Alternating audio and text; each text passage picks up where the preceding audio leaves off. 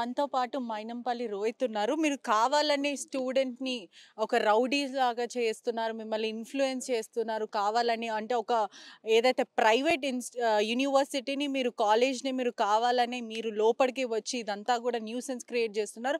ఒక political high drama create చేస్తున్నారు అని చెప్తున్నారు. మీరేమంటారు? నేను ఇవాళ ఒకటే చెప్తా ఉన్నానండి. ఇవన్నీ కూడా ఫేక్ అండ్ ఫాల్స్ అలిగేషన్స్. అర్థం లేని మాటలు. ఇవాళ నా వెనకాల ఉన్నది మల్లారెడ్డి కాలేజ్ స్టూడెంట్సు. వాళ్ళంతల వాళ్ళు మా ఇంటికొచ్చి, అంటే మా ఇల్లు అంటే వాళ్ళ ఇల్లు, వాళ్ళ ఇల్లు అంటే మా ఇల్లు, మేము అట్లా ఉంటాం. వచ్చి ఇట్లా అన్యాయం జరుగుతుందన్న, ఆఖరికి మా మా దగ్గర ఫీజులు దోచుకుంటుర్రు, మా డబ్బులు దోచుకుంటుర్రు, మా పేరెంట్స్ వస్తే బౌన్సర్లను పెట్టి ఎలగొడుతుండ్రు, ఆఖరికి మేము తినే భోజనంలో కూడా పురుగులు వస్తూ ఉన్నాయి. ఇంత అన్యాయం జరుగుతుందన్న ఎట్లా? మరి ఇన్ని రోజులేమో ఆయన మంత్రిలాగా మొత్తం కూడా మేనేజ్ చేస్తూ ఉన్నాడు. మరి మా గొంతు మేము లోపలనే కుమిలి చచ్చిపోతున్నామన్నా, లోపల మర్డర్లైనా సూసైడ్లైనా బయటికి వస్తలేవన్నా, మీరు రావాలి అంటే మేము రావడం జరిగింది. మా అంతలో నేను ఒకటే చెప్తా ఉన్నా, వీళ్ళు ఇవాళ విద్యార్థులను, ఎడ్యుకేషన్ని, హెల్త్ని పాలిటిక్స్ కోసం వాడుతూ ఉన్నారు. వీళ్ళు పాలిటిక్స్ని వాళ్ళ ఎడ్యుకేషన్, హెల్త్, మన స్టూడెంట్స్కి అగేన్స్ట్గా వాడుతూ ఉన్నారు. ప్రతి ఒక్క దాంతో కూడా వీళ్ళు వ్యాపారం చేస్తూ ఉన్నారు. వాళ్ళలాగా వ్యాపారం చేసేటోళ్ళం మేము కాదు. ఏదో ప్రభుత్వం రాగానే ఆ పార్టీలోకి వెళ్ళేటోళ్ళం మేము కాదు. ఒక ప్రభుత్వానికి అగేన్స్ట్గా ఒక ముఖ్యమంత్రి, అప్పుడు ఆనాడు ముఖ్యమంత్రికి అగేన్స్ట్గా కొట్లాడి పోరాడి గెలిచి వచ్చిన వాళ్ళము. కాబట్టి వాళ్లకు మాకు తేడా ఉన్నది. నేను ఇవాళ ఒకటే అడుగుతా ఉన్నా, వాళ్ళు తొడలు కొడితే హీరోయిజమా? మేము ప్రజల కోసం కొట్లాడితే, విద్యార్థుల కోసం పోరాడితే మాది రౌడీయిజమా అని చెప్పి మిమ్మల్ని అడుగుతా ఉన్నా. అంటే విద్యార్థులని మీరు కావాలని ఇన్‌ఫ్లూయెన్స్ చేస్తున్నారు. ఎంతటి విద్యార్థులన్నా అంత ధైర్యం ఉండదు. ఒక దిష్టి బొమ్మని తగలబెట్టేంత. కావాలని ఇది ఒక పొలిటికల్ పార్టీగా ఏదైతే పొలిటికల్ ఎజెండాతోని చేస్తున్నారు అని అంటున్నారు.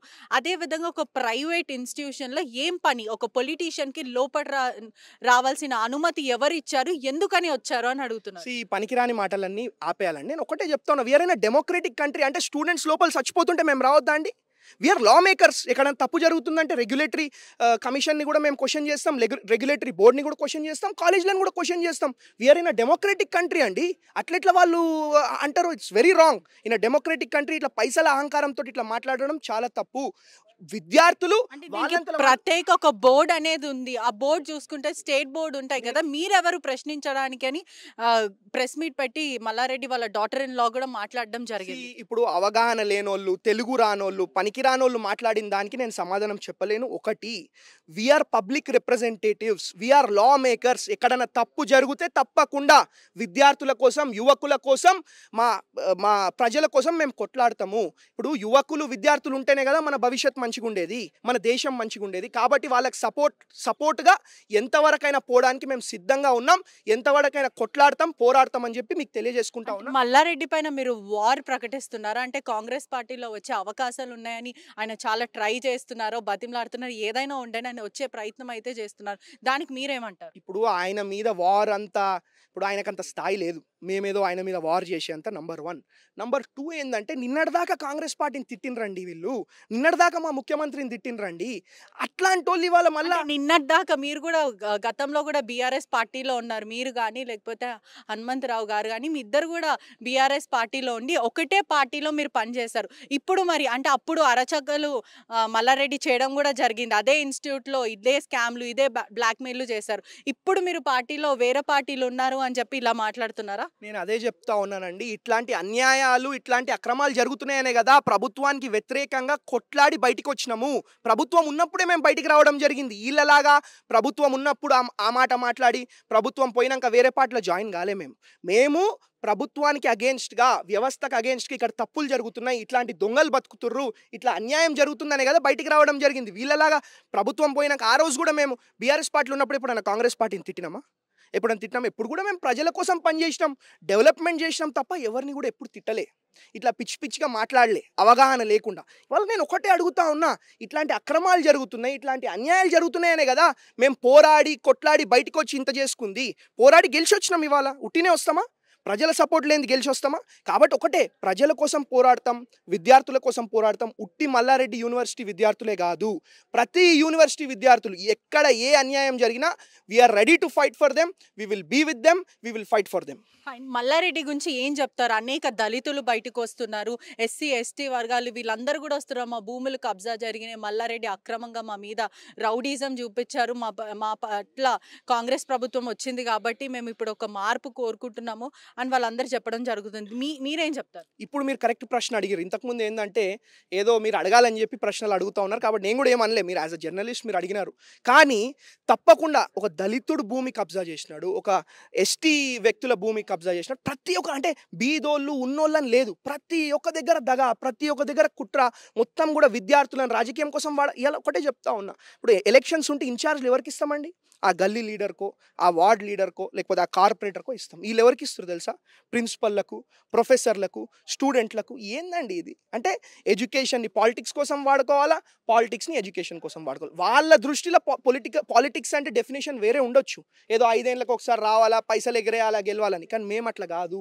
మేము రాజకీయం మంచి రాజకీయం చేస్తాము, ప్రజల కోసం రాజకీయం చేస్తాము, ప్రజల కోసం కొట్లాడతాము, విద్యార్థుల తరఫున కొట్లాడతామని చెప్పి మేము. అదే విధంగా అక్కడ ఉన్న యూనివర్సిటీలో కూడా పిహెచ్డి చేయని ప్రొఫెసర్స్ అక్కడ ఉన్నారు. అన్నంలో కూడా చాలా పురుగులు వస్తున్నాయని మహిళలు చెప్పడం జరుగుతుంది. ప్రధానంగా ఉమెన్, అంటే ఒక్కరిద్దరు కాకుండా చాలా మంది చెప్తున్నారు. దానిపైన ఏమంటారు మీరు? నేను అదే అంటా ఉన్నానండి. ఇప్పుడు నేననే కాదు, మీరు అన్నట్టు ఇప్పుడు కరెక్ట్గా చెప్పినారు. మహిళలు, స్టూడెంట్స్ వచ్చి చెప్తా ఉన్నారు, అరే ఇక్కడ అంటే అర్హత లేని వాళ్ళు పనిచేస్తూ ఉన్నారు. అక్కడ అగ్రికల్చరల్ యూనివర్సిటీలు పనిచేయాలంటే ఒక పిహెచ్డి చేసిన పర్సన్ ఉండాలా. అట్లా లేరు. ఎవరినో ఒకళ్ళకి మన తక్కువకి తీసుకురావాలా, ఏదో జీతం ఇవ్వాలా, నడిపియాలా, కాలేజ్ పైసలు దోచుకోవాలా. ఇట్లా అయితే ఇప్పుడు ఒకటి డీటైన్ చేస్తున్నారు. డీటైన్ చేయకముందు మీరు ఫీజులు కలెక్ట్ చేయాల్సిన అవసరం ఏందండి? మీరు ఫీజులు కలెక్ట్ చేసి వాళ్ళని డీటైన్ చేసేస్తారా? అంటే మీ పైసలు మీకు రాగానే వాళ్ళు ఎటన వాళ్ళు బీదోళ్ళు. ప్రధాన ఒక ప్రోటోకాల్ అనేది ఉంటుంది. ఓరియంటేషన్లో కూడా మేము వాళ్ళకి ఎక్స్ప్లెయిన్ చేసాము. ఎవరైతే బ్యాక్లాగ్స్ ఉంటాయో చాలాసార్లు ఎగ్జామ్స్ రాసిన తర్వాత కూడా వాళ్ళు మళ్ళీ అటెంప్ట్ చేస్తే వాళ్ళని డీటైన్ చేస్తామని మేము ఓరియంటేషన్ టైంలో, అంటే ప్రధానంగా ఫస్ట్ ఎప్పుడైతే వీళ్ళు జాయిన్ అయ్యారో అప్పుడే చెప్పాము. మాదంతా ఒక రూల్స్ అండ్ రెగ్యులేషన్స్ పరంగా నడుస్తుంది, కానీ ఇది మాత్రం రాజకీయం చేస్తున్నారు అని అంటున్నారు. నాకు ఇవాళ నవ్వొస్తూ ఉన్నది వాళ్ళు మాట్లాడుతుంటే.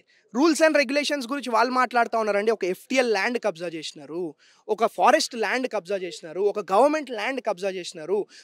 ఇవాళ విద్యార్థులకు పురుగులు అన్నం పెడతా ఉన్నారు. ఎంత ఘోరమైన పరిస్థితి అండి. వాళ్ళు ఇవాళ న్యాయం గురించి, రూల్స్ గురించి, రెగ్యులేషన్స్ గురించి మాట్లాడితే, ఇప్పుడు ఆ వ్యక్తి మల్లారెడ్డి అనే వ్యక్తి ఎట్లాంటోడో మీకు తెలుసు. తొడలు కొట్టుడు, పనికిరాని మాట్లాడు.